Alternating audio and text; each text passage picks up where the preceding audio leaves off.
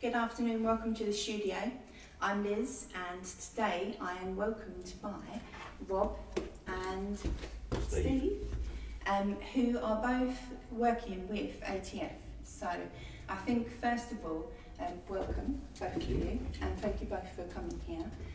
We're going to be talking about Mendip Gardens, which is a project that you're both involved with. Would you mind both telling me how you're involved and what is ATF? Hello everyone.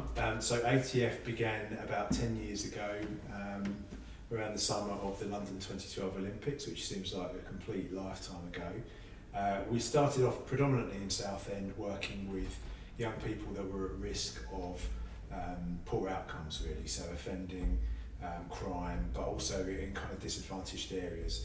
And we were doing a lot of football activities with them, so hence the name ATF, which was Achievement Through Football back then. Over the last 10 years we've become a charity.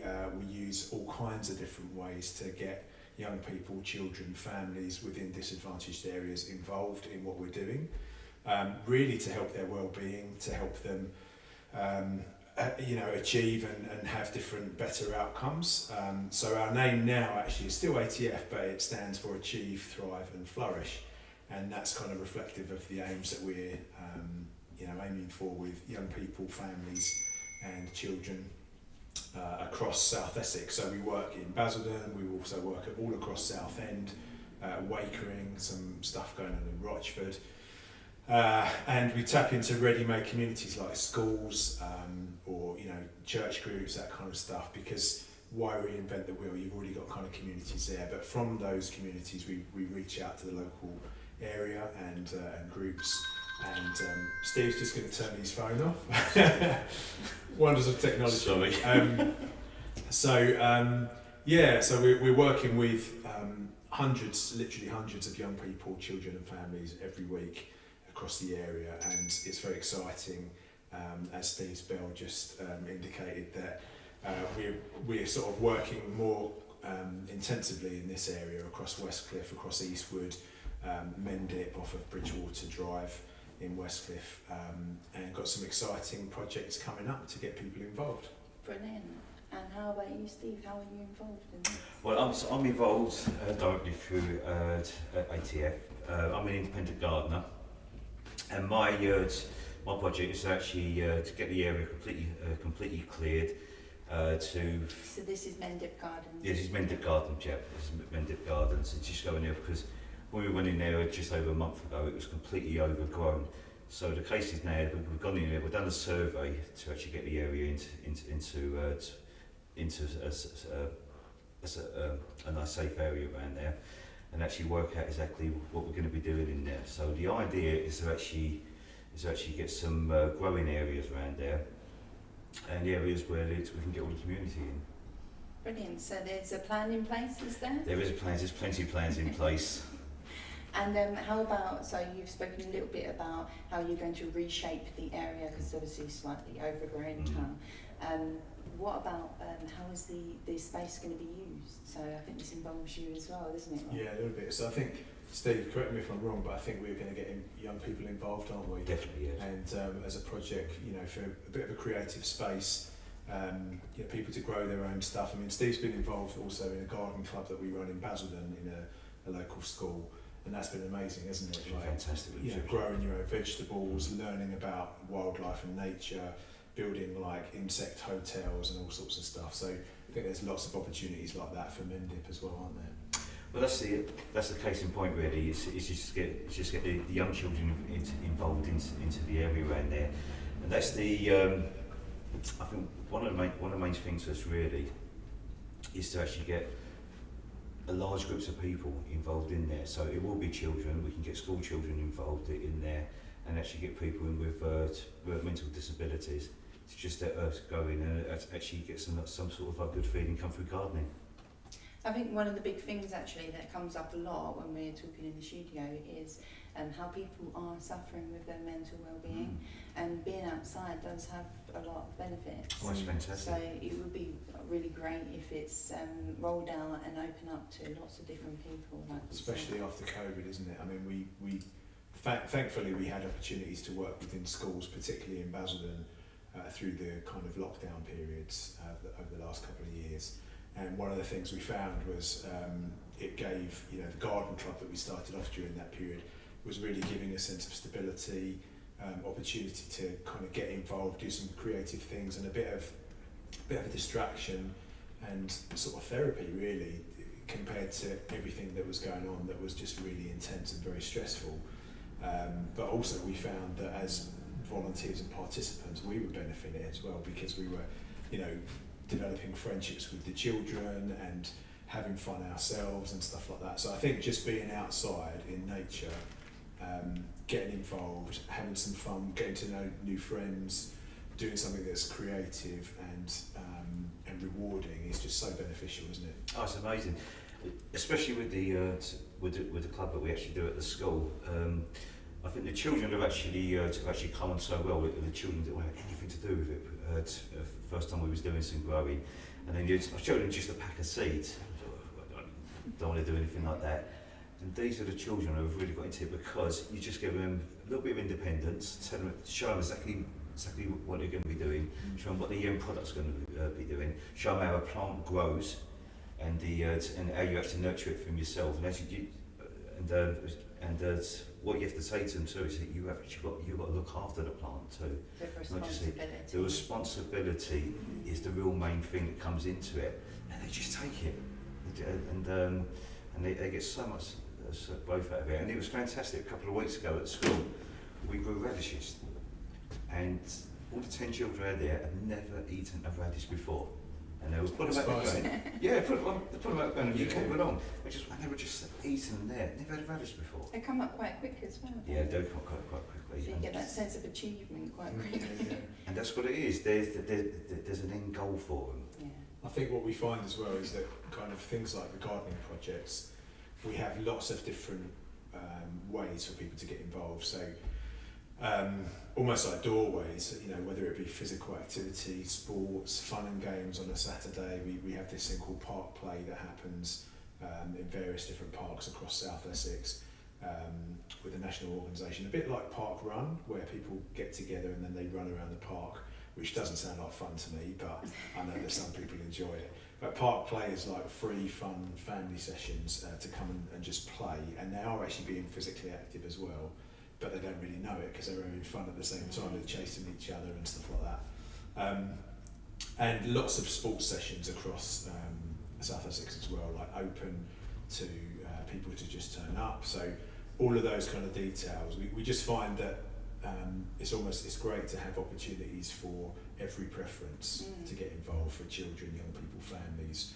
So they might love football, they might love sports, but they might not. They might prefer something like gardening or being a bit creative or something like that. So it's just lots of different ways for people to get involved and build a sense of community and belonging and being part of something bigger. And all those details are on our website, which is atfcommunity.com. Brilliant. And they are fully accessible. Yeah. And they don't cost anything as well. No. I mean, some of the sessions that we do perhaps are more specific to certain, say, schools, but we do have a lot of sessions where young people can just turn up to a session in a park. I think we're doing some stuff at the park near Beaver Towers, which I think is Eastwood Park, isn't it? And some stuff, you know, we have regular sessions going on sort of at Kersal, near Kersal, around that area, some stuff in Shoebury. So there's lots of different areas across the borough that people can get involved. And so they just say, for example, in this area, I think the closest is the Eastwood Park. Yeah. They would just turn up? Yeah, so probably the best way, if they wanted to find out a little bit more, is to come onto our website, like I say, www.atfcommunity.com, and then there's a section on there about what's on. So if you go to atfcommunity.com/what's on, then there's normally like a program, a timetable that tells people when things are on. What I would say is that we're just coming up to our 6 weeks holiday period. So during the school holidays, we start to do school holiday clubs for predominantly for children and families that are in receipt of benefits-based free school meals. So there's some details about that on our website as well. But I think most of those this holiday are within the Basildon area. Sometimes there are some in South lots of information on there. So if you go to the What's On page on our website, there'll be details about what sessions are on when. And also there's a contact page, so if anyone had any questions about where to go, what to do, how to get involved, they could always drop us an email and when we can get in contact and let us know.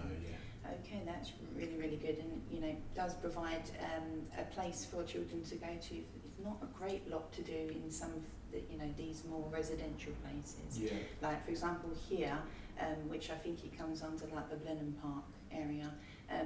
Most people have to travel out there and it's costly. Yeah. So it is excellent to hear that there are these activities that can be accessed. Yeah. But let's stay back to the park, because I just want to give a little bit more information about that. Oh, the Mendip. The Mendip Park, because it was once called the Wildlife Garden, wasn't Yes, it?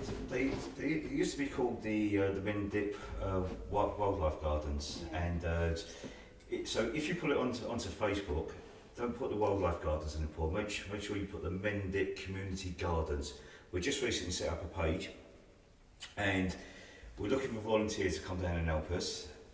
The days that we're going to be there at the moment will be on Tuesdays. I will be there from 10:30 until probably about maybe 6 o'clock in the evening. If you do come down, make sure you bring a pair of boots and a pair of gloves. That's the only thing we really ask from there. And also on Thursdays, but Thursdays will only be from about 12:30 to about 2:30 at the present moment. If you do come down, the entrance is number 42 Dunster Avenue. Now don't knock on the door, wherever you do. Apparently there's a guy who works nights there. There's a little alleyway, through that alleyway down there, and you'll see my white van down there. So it's between 42 and 40? Yeah, it's exactly. There are two houses and there's a gap in between. There's a gap. There's a gap in the middle, and then and just walk down there, and you'll probably hear one of my machines going on. Yeah. Waking up the man that is sleeps nights. Waking up the man who meets nights, yeah. So we're actually really looking for volunteers to come down, but what we really want is to, certainly within the school holidays, I will be there in the school holidays, is to try and get as many as local children involved in there, because I want them to get a sense of pride into it, that's their space. That's their space, and I think that's the most important thing for them, really. Yeah. It's got a lot of potential, that space as well. Fantastic, loads of opportunity down there. There's loads. The plans that we've actually got into place is actually going to be quite exciting. And like for one area, if you actually walk around the Mendip estate, it's a bit down in some areas, and so what we can actually do quite cheaply is this: we can grow some plants for all year round. Put up hanging baskets, hanging baskets up actually on the lamppost in there, make the area look nice, give the area a sense of pride again, and like that. And I think once you start doing things like that with local people, they can start keeping the area really, really clean and looking after the plants. I would be taking care of all the maintenance of all the plants outside, so I'm going to build some planters and just make it look lovely again. And as you walk down, because it's kind of quite long, isn't it? Surprisingly, when you first look at it. Yeah, I think it's down the alleyway, you mean? yeah. Well, no, as you go down the alleyway and then you turn left, yeah. the actual place itself, as you go through. I think it actually, yeah. So in the middle part of the Mendip estate. So if you look on Google Maps, for example, from there, you can look down on it. It's probably about, I think it's probably about maybe 2/3 the full length of the Mendip estate. And it's really long. We've got 2 ponds down there at the moment. And so we're open to put a summer house in there and have tea and coffee. Lattes, you can do some lattes, cappuccinos. And green teas, and everything like that. Yeah, so we've got loads of things to do down there, and that's why we need people to come down there and help us. So you're the guy with the vision, and you're the guy supporting the vision, and Yeah, so we work well activity. together, because Steve's been. We started off that gardening club in Baston at the school, but then I don't really know much about gardening. I enjoy it, but I'm not really sort of experienced. So thankfully, Steve came to the rescue, and he's now running this weekly session, really successful session at one of the schools in Basildon. So Steve was the natural choice to get involved and do the development work at Mendip. Okay, brilliant. So if anybody at home is got some free time, go on the ATF website, check out what's going on there, and come and check out Mendip Gardens as well. If you don't know how to get down there, contact us at the church and we'll take you there, because it's really not far from here, to be honest with you.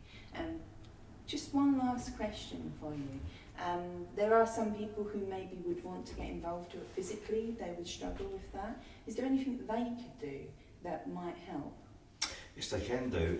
Well, there's a little area just around there, and then we're going to start to start clearing some areas, but they can actually start planting some seeds into our flower pots, and then we're going to put a little greenhouse up on there, and the greenhouse is going to be so we can actually put a wheelchair through there. So I'm going to make it like a wide area through. Is this on a hard stand? This is going to be on the hard stand. So when you actually come to the area, it's all concrete. As you actually go in there, first of all, so I'm going to be building another building in there, and it's going to be our greenhouse, and so I'm going to make it nice and wide, so we can get all different types of wheelchairs in there, because some of them are actually quite a lot wider than others, really. Hopefully we won't have another hurricane, Steve, because we lost our greenhouse at the school in Basildon, unfortunately, when we had those crazy winds. It was destroyed. Yeah, it was heartbreaking. And my heart sunk. We spent many hours in there, and I spent a day and a half putting it up with me and my dad. Yeah. Is it all the plastic things came from? Yeah. And well, I mean, in the end, it was so strong, the winds, that the whole thing just collapsed, didn't it? It just collapsed completely. But yeah, good lessons learned. It was a really, really good lesson, and I think because we had to use it was a polycarbonate stuff, we kind of glassed down the school, because football's going to be going into it, and it's going to smash. Maybe down this area around here we're obviously looking at football, maybe we could actually get a glass one down there. Yeah, or we could look at more of a resilient polycarbonate one, couldn't we? Like different designs. A bit like the one from the Eden project that we saw, that'd be a good... Unbelievable, isn't it? Yeah, like a little one of the Eden project. Yeah. And you mentioned the Eden project. Most of the tools that I use down there, we try to be as eco-friendly as possible. So, apart from my lawnmower, everything I use is battery, and so what it does, it keeps the noise down with people at all. And then I do ramble on a little bit about how important it is to garden, to actually try and look after the wildlife out there, so it's not to keep the fumes down and everything from there. Yeah, see, so that's perfect. If you watched last week's live stream when we actually did talk about gardens and wildlife, Steve knows all about the ecosystems, I'm sure, and about how to maintain them. Yeah. Well, I've done the Royal Horticulture Society level 2, and I'm actually doing level 3 at the moment. So any questions for anybody, fire away, and if I don't know, I'll research it and find out for you. Excellent, brilliant. So thank you both for coming on. Thanks very much. And sharing that all, and hopefully you'll be joined by some volunteers soon. Just come down. To be honest with you, I can't wait to come down again and have a look, see how it changes over the weeks. And get a cappuccino from Steve. Get a cappuccino. I might want something a bit fancier. Might be a pound of cappuccino out of with almond milk or something like that. But that's actually really important what you said, the change into the area. And it's already changed already. But once we start getting some colour in there, and the aim is this: as though I've got my plans in place, don't be afraid to ask. To say I prefer this and I prefer that. It's your project, not ours. So the community can get involved in the development as well. Well, it's theirs, yeah. Great. That's the thing.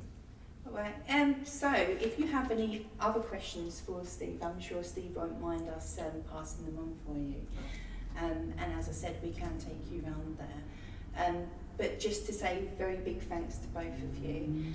If you've been following our live streams Facebook page, which you're on, or if you're on YouTube, go to Facebook and check out Colin's Bike Rides, because he updates it every day. And he's been doing quite a lot of miles, at least 40 miles a day. He's doing really well. I think this is day 5 now, isn't it, Joe? Yep. Yes, day 5. Wait, no, is it? Might be day 4. Day 4? Monday, Tuesday, Wednesday, day 4. Okay, so he's possibly done his cycling for today, hopefully, because it's getting quite warm now. But check it out and see where he is now in the north of England, and leave a nice little message of support there to keep him going, because he's still got quite a stretch to go. And he's doing that all to rebuild St Stephen's Church, which is going to be fantastic. He's got some great plans himself, to be honest. So check that out and support him. And if you have any questions about any of the things that are going on here at St Sed's, get in touch with us. Joe, would you put up the... Yeah. So this is our contact information. Go online, message us or give us a call. If you have anything you want to come on the studio and discuss, also, we'd love to hear from you. So tomorrow here at St Sed's, we've got Bring Your Own Craft Cafe. The church is open if anybody wants to come in from 9 o'clock until about 1:30. And I'll be here, Joe will be here to welcome you. So I think that's it for today. Thanks again. Thanks again for having us. And goodbye at home. Bye-bye. Cheers, everyone.